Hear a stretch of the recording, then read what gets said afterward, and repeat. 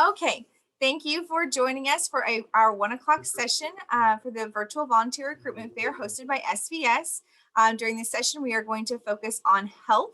Our agency is focusing on health. Before we get started with and hearing from our agencies, I'm going to do a really quick tutorial on how to get signed up for Give Pulse and how to log those impacts. So I'm going to share my screen with you. Give me one moment.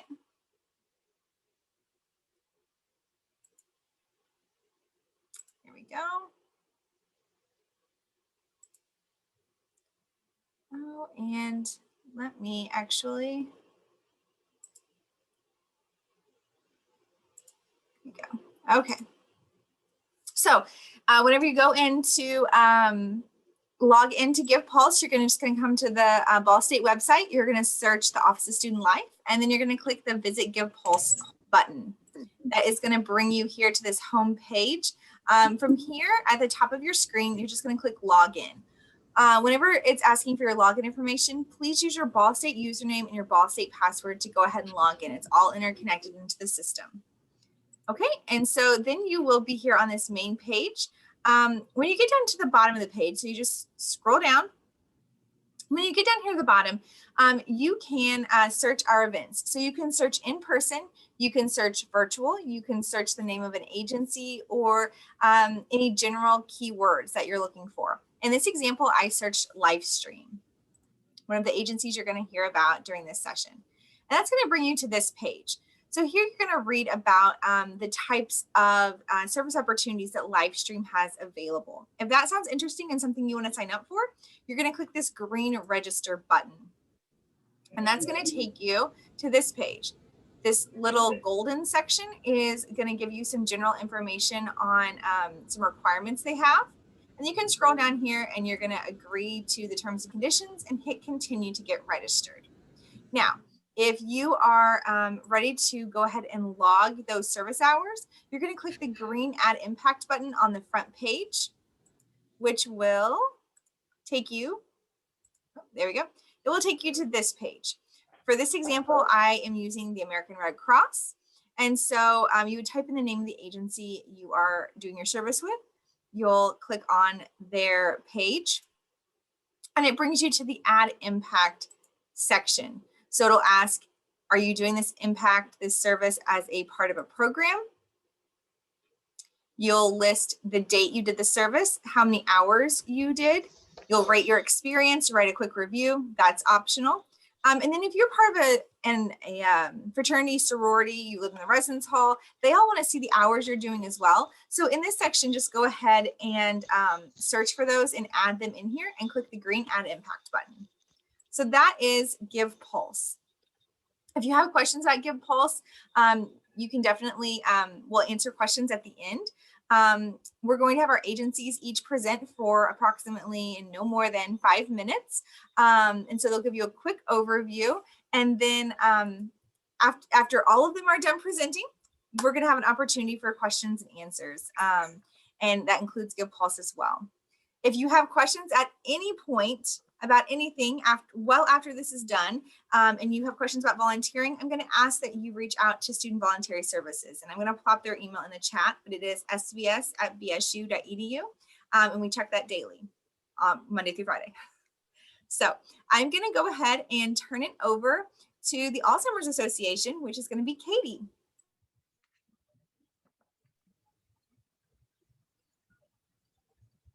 Thanks, Kara. I'll go ahead and share my screen.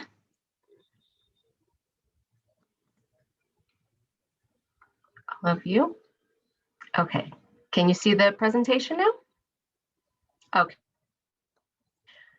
Well, thank you for inviting us to be here today. I'm very excited to share a little bit about the Alzheimer's Association as well as our volunteer opportunities that we have available right now. My name is Katie Griffin, and I am the walk manager for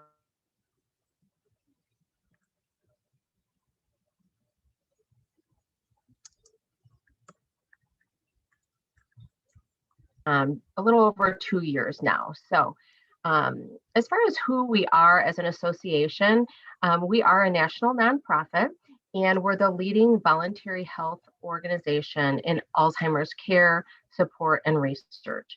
So our vision is a world without Alzheimer's.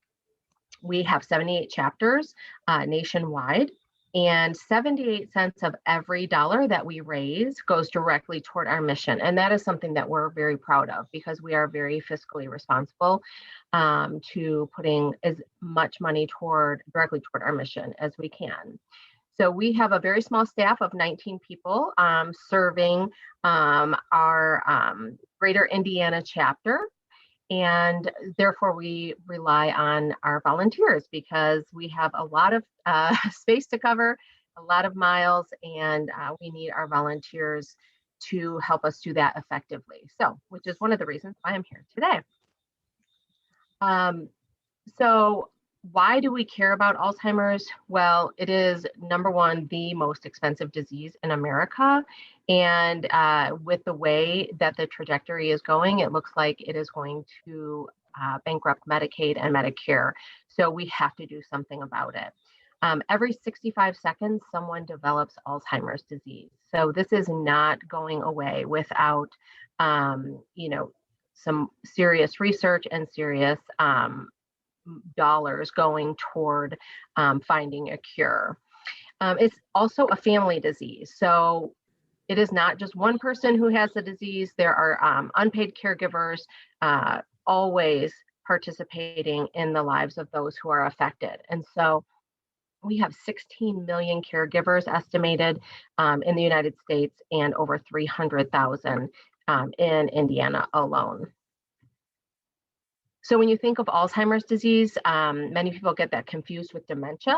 But if you think of dementia as the umbrella term, and Alzheimer's is one type of dementia, and it is the most common. So that's some basic background. We get a lot of questions on that, so just wanted to share that. So the Walk to End Alzheimer's, I mentioned that I'm the walk manager in your area, and we are the world's largest campaign to raise awareness and funds for care, support, and research for Alzheimer's.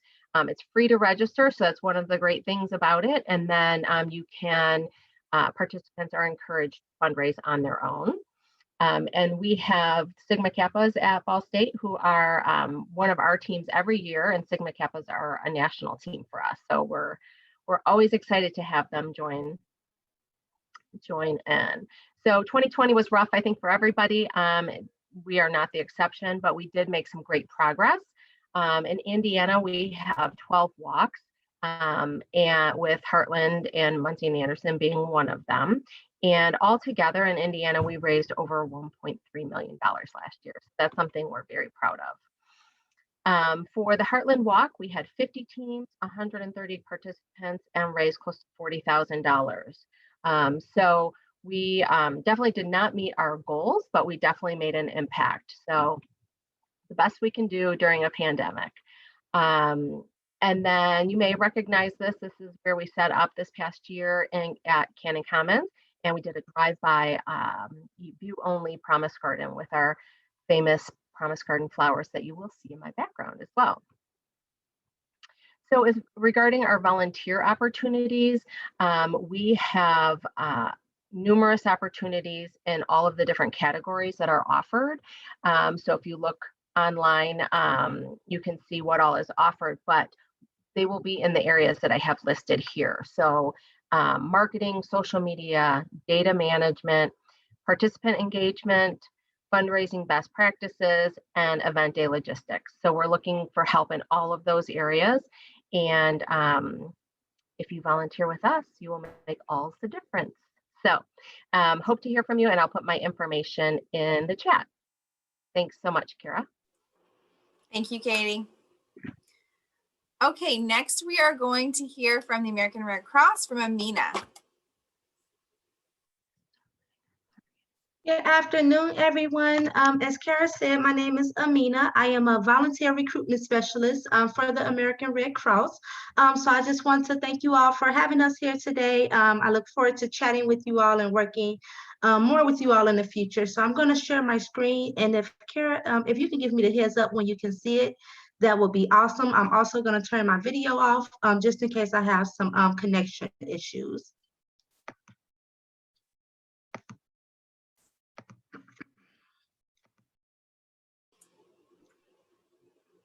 Okay, we can see it. Awesome. So today I'll just be discussing some of the impacts that we have on different communities and ways that you all can get involved. So I'll begin starting with our mission statement. So the mission of the American Red Cross is to prevent and alleviate human suffering in the face of emergencies by mobilizing the power of volunteers and the generosity of donors. Volunteers are actually so important to us that they actually make up 90% of our workforce. So right now, due to the pandemic, we have had to modify how we carry on our mission. So majority of our volunteer opportunities are virtual, but our work still impact lives every day. I just wanted to share a couple of facts with you all. So every 60 seconds, 63 people are assisted by the American Red Cross, and 190 times a day, Red Cross volunteers help a family affected by a house fire or a disaster. So now that you all know a little bit more about our background and some of the things that we do, I'll talk about our specific needs for Delaware County. I do want to hit on our top services. So we offer 5 services with the American Red Cross, but today I'll really just be focusing majority on our disaster services.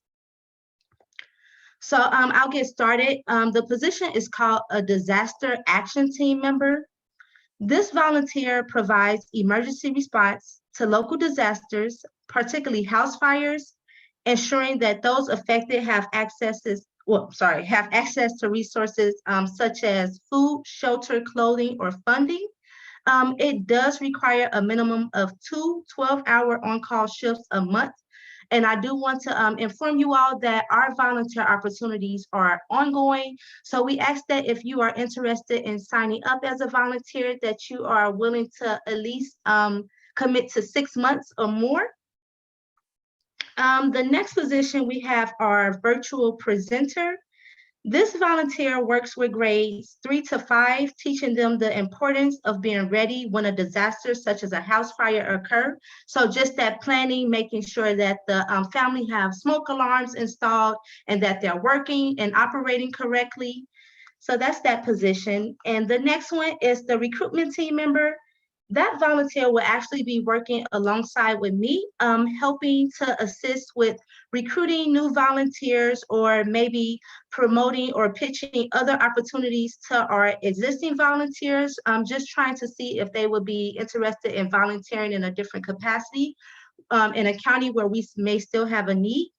And then they also help with assisting or arranging presentations, and that can be actually conducting a presentation or, like I said, just getting it arranged on the behalf of us. And then the position also have other tasks involved, just depending on what you're interested in. So I have included a couple of benefits of becoming a volunteer with us. It's an opportunity to meet new people, make a difference in your community, and even learn new skills to update your personal resume, such as public speaking and leadership skills. So I'm still working on my public speaking skills. So this is something that we can work on together. So it's always an opportunity to grow. So I know that you all have your own site where you register to become a volunteer, but if you're interested in becoming a volunteer with us, we have an application process as well, which I can definitely explain if you are interested. But basically, you'll just go to redcross.org, and I also want to inform you all that we do conduct background checks for all of our employees and volunteers. So I know that that can take up to about a week. And that is funded through us. So you do not have to worry about paying for the background check. I just wanted to throw out a quick pitch about our Red Cross Club. If you are interested in joining this club plan and organize a minimum of 3 mission-related service projects each school year, which they come up with. So like I said, I can definitely go into more depth about that if you are interested in an individual conversation. So I have included my contact information as well as our general recruitment line contact information. And Kara, I will also include it in the chat feature. So thank you all once again, and I look forward to working with you all. Perfect. Thank you so much. Next, we're going to hear from Erskine Green. We're going to hear from Megan.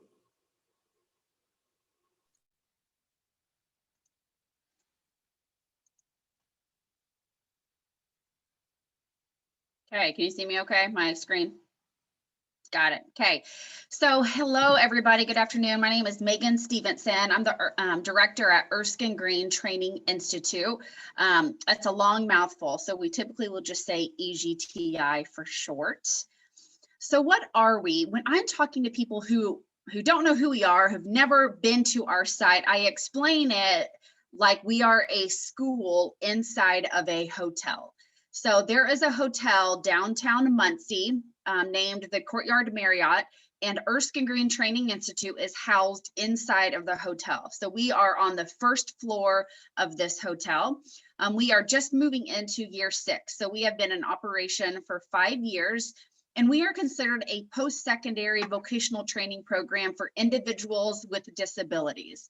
So our students have a wide variety of disabilities. It might be Down syndrome, it might be autism, it might be autism and an intellectual disability, it might be you're blind, it might be a mental illness along with an intellectual disability. So a wide variety of disabilities, but all of our students have a disability of some kind.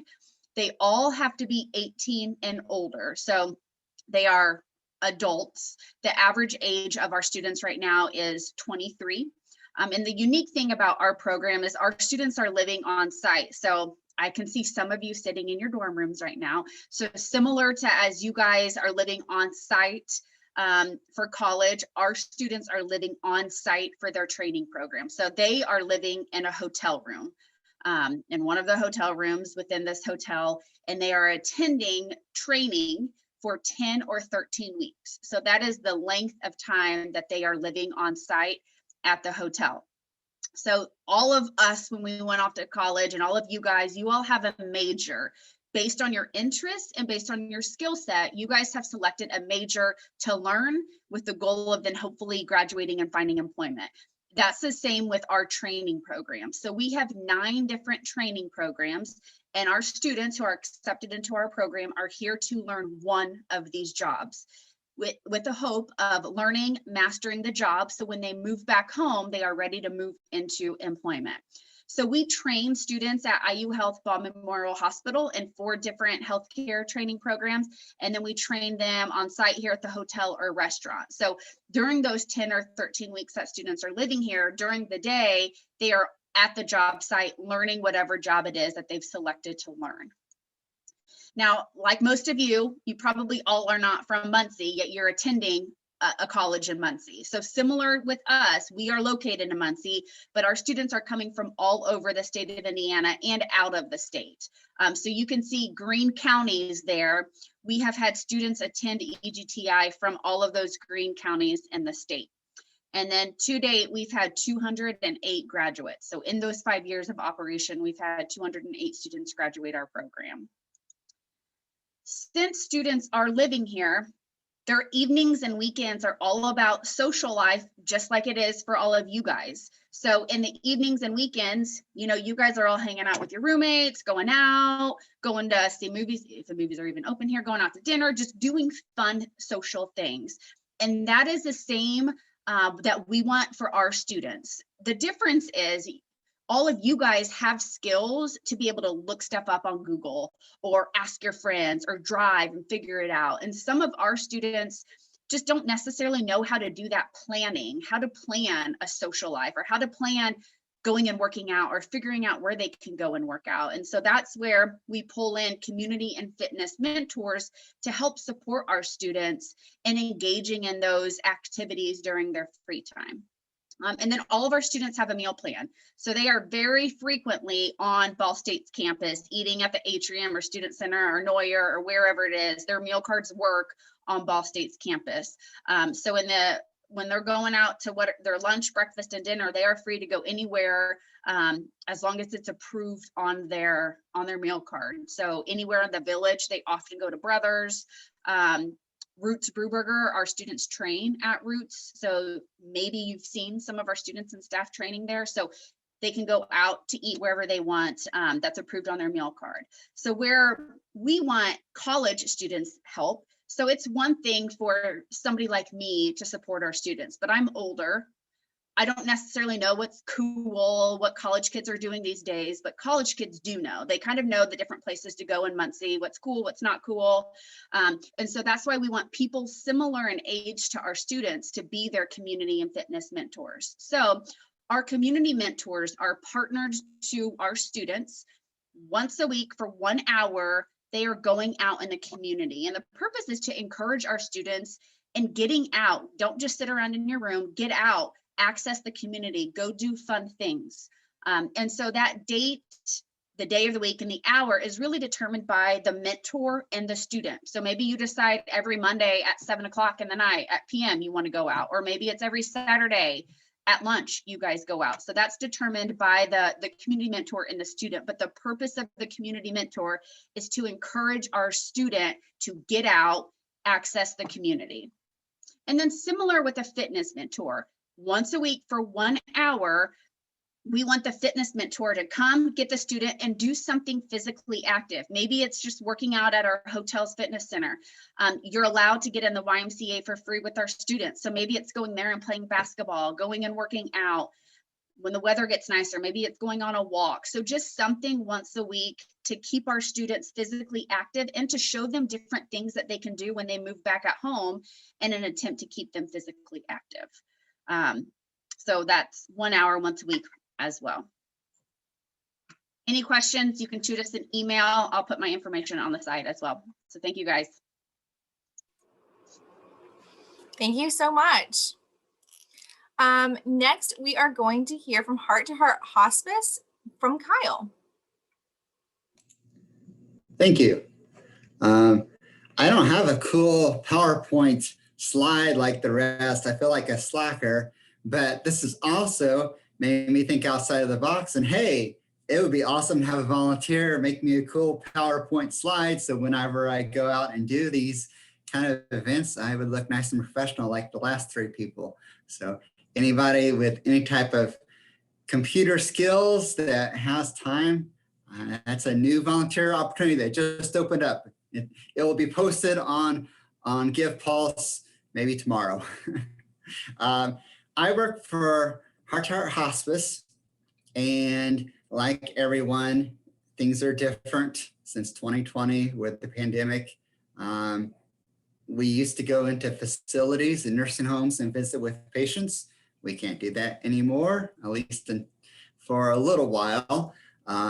But most of our visits have been in homes. So we go into patients' homes and offer companionship, visiting with the patient, or doing caregiver relief for the family. So the family can go to the store or go to the doctor's appointment or just take a break. They like to have somebody who can sit with their loved one so they can take a breather. And then we also have office work, which can be done in our actual physical location or can be done in your room, where you write letters to patients, send birthday cards, make phone calls, where we're trying to be creative, thinking of ways that we can volunteer to benefit the patients and the families, and also trying to think of ways that I can help you guys with your volunteering. So, and like I said, we have a brand new opportunity. If you want to make PowerPoint slides, I'm ready. I'll post it tomorrow, and I'm going to send my email address if anybody is interested in volunteering with us. You can, oops, sorry. Feel free to give me an email, and I look forward to meeting with you. Thank you, Kyle. Thank you. Okay, up next, we're going to have Laura from Livestream. Hi there, I am Laura Bray. I am from Livestream Services, the local area agency on aging. At Livestream Services, we provide seniors and the disabled with services so they can continue to live and prosper in their environment, wherever that may be. Maybe it's the home where they raise their children, or they now live with one of their children, and that's where they want to live out their time. As long as they can do that safely, we help provide services to make that happen. I also don't have a really cool PowerPoint presentation to show you all, but mine's for different reasons. I'm working from home and I have a really cool MiFi right beside me, so my internet connection is not strong enough to support it. But all of our information is on our website, so we'll give you that information to look at. At Livestream Services, we provide different types of services for seniors and the disabled, like transportation, nutrition, care management, in-home services, wellness, and many, many more things. Our volunteer program has always really been vast. It has so many different things to do, but the pandemic has changed that around for us, as it has for many of you. And we are offering an extremely unique opportunity that was very successful for the first semester this year. And we would like to explore this a little deeper and get more involvement. A lot of our clients and our seniors, they are as isolated as many of us are. And we're wanting to keep them involved and give them an engaging experience to partake in. And what we did was we created a YouTube page, a Livestream YouTube page. So our seniors who have access to the internet can go to one location and go on a virtual tour.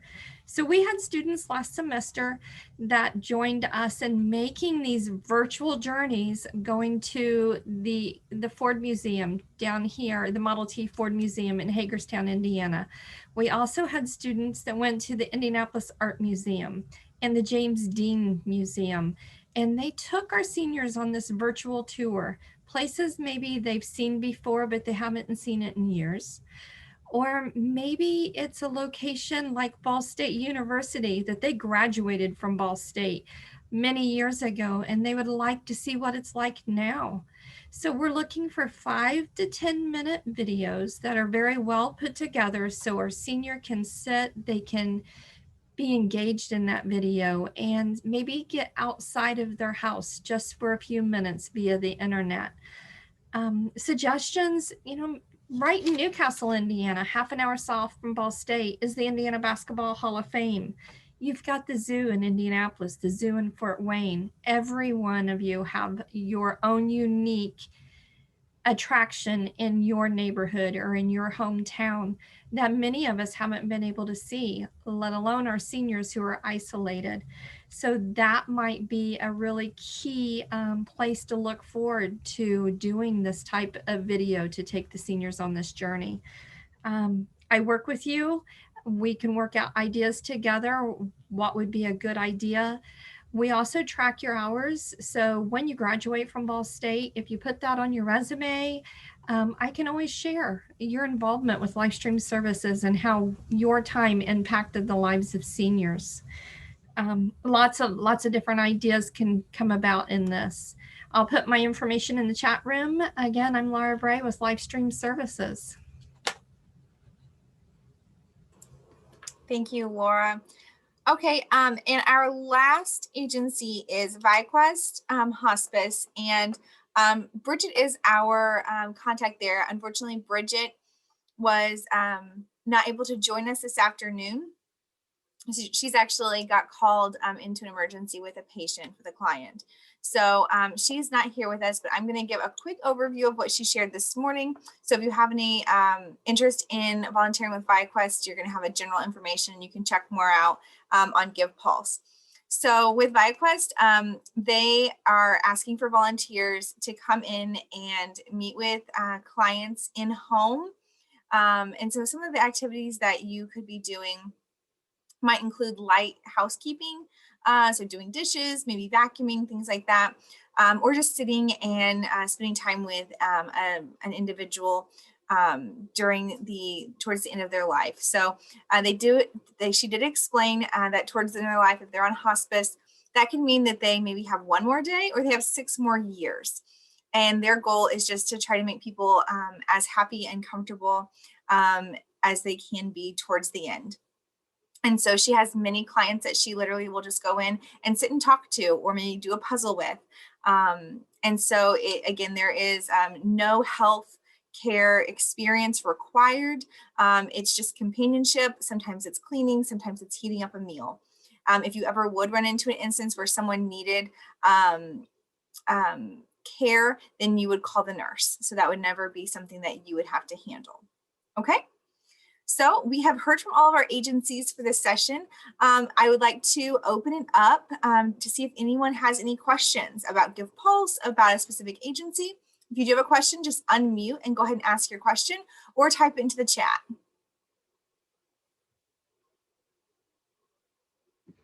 I have a question. So I signed up for something earlier this morning, but like after hearing some of these things, if I wanted to switch it, is that possible? Yes, absolutely. So what you can do is you can actually go into Give Pulse, go to where you registered. So go back to that agency, click on that specific program, and where it usually says that green register button, you're going to click cancel registration. That will cancel it out. So that way the agency isn't expecting you. And then you'll be able to get registered for the program you do want. That brings up a really good point as well that I want to make sure to say. Whenever you go into Give Pulse and you register for a program, these individuals who are overseeing these volunteers, they're doing a lot of other things too. So please keep in mind that just registering is not enough. You need to be reaching out to these agencies. Even if you have to reach out a couple of times, make sure you're reaching out to them to let them know, hey, I signed up. I'm really looking forward to doing service with you. Have those touch points. So that's really, really important. If you have any issues or challenges, you can always contact us with SVS. Olivia, does that answer your question? Yes, thank you. Perfect.